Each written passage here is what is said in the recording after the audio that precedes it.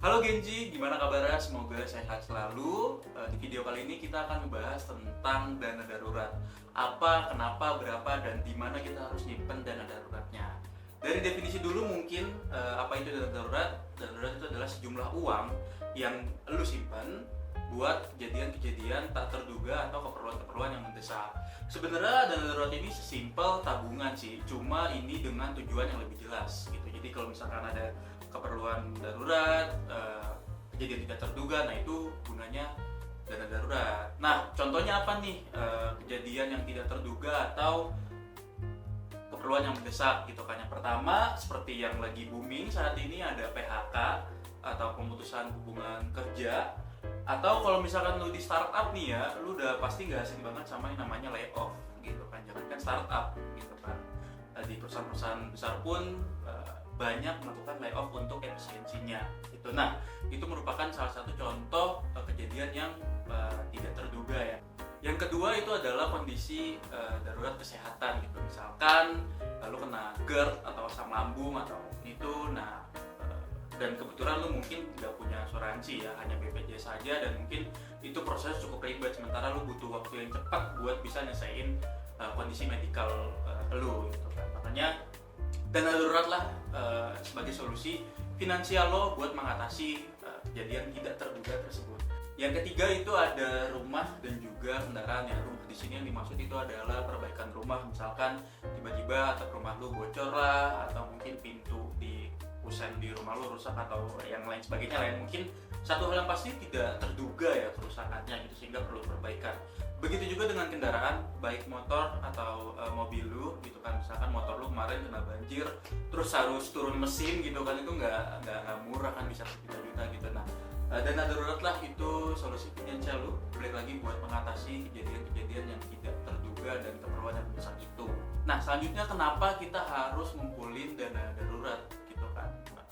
Yang pertama itu mungkin ada kaitannya tentang hutang ya. Kalau misalkan kita amit-amit terjadi hal-hal yang tidak terduga gitu, kayak misalkan mungkin kendaraan lu rusak gitu, motor lu mogok gitu kan, daripada lu berhutang, satu hal yang pasti, hutang itu biasanya itu ada bunga, riba gitu kan. Itu enggak, ya seperti yang kita tahu, bunga itu enggak kecil, sehingga itu enggak bagus buat kondisi finansial kita gitu kan. Dan kalaupun kita bisa minjem ke orang tanpa bunga gitu kan, misalkan kita minjem ke saudara atau ke teman gitu ya, belum tentu mereka juga mau memberikan pinjaman itu gitu kan. Jadi kalau misalkan amit-amit kejadian satu hal yang tidak terduga atau yang keperluan mendesak, ya kita nggak perlu berhutang gitu kan. Dan pilihannya itu nggak enak ya, antara lu ngutang dengan bunga yang tinggi atau ya lu nggak punya utang sama sekali, atau kita pinjol gitu kan. Itu kan bukan sebuah hal yang baik gitu kan, bukan sebuah hal yang bijak lah buat kondisi finansial kita gitu.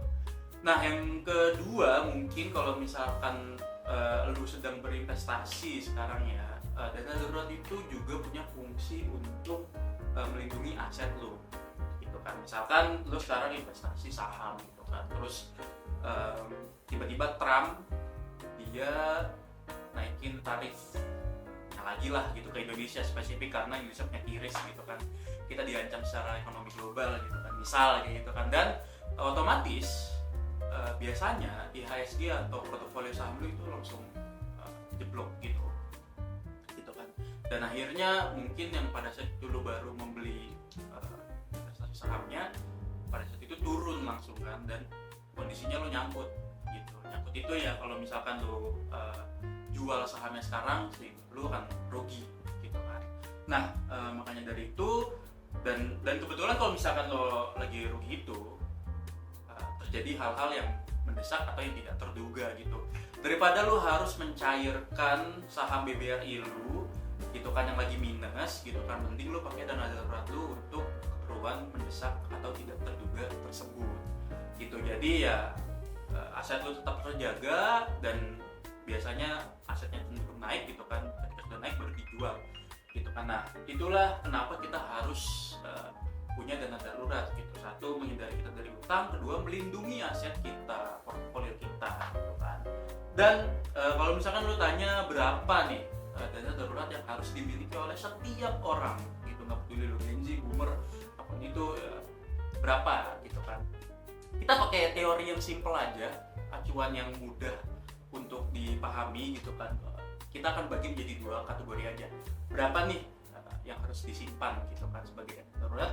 Yang pertama itu ada, kalau misalkan lo single nih gitu, lo belum punya tanggungan, mungkin tanggungan lo hanya adik lo yang sekolah gitu kan, tidak terlalu banyak tanggungannya, single itu 3 bulan pengeluaran gitu.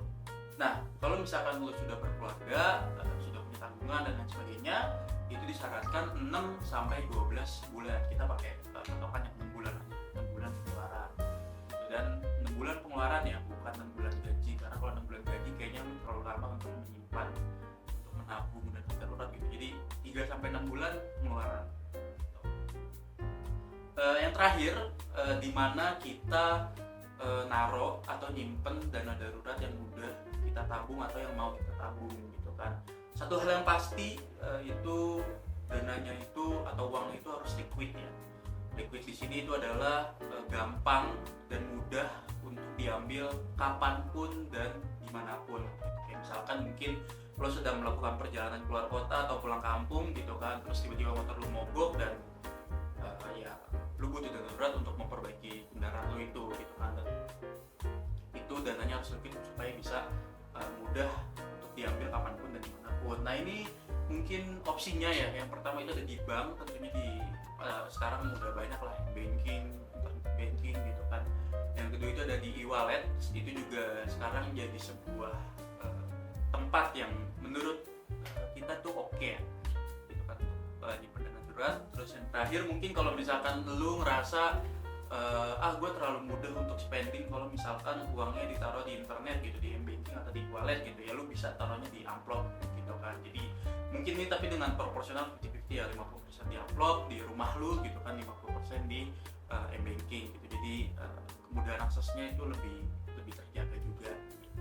Oke, itu saja pembahasan video dana darurat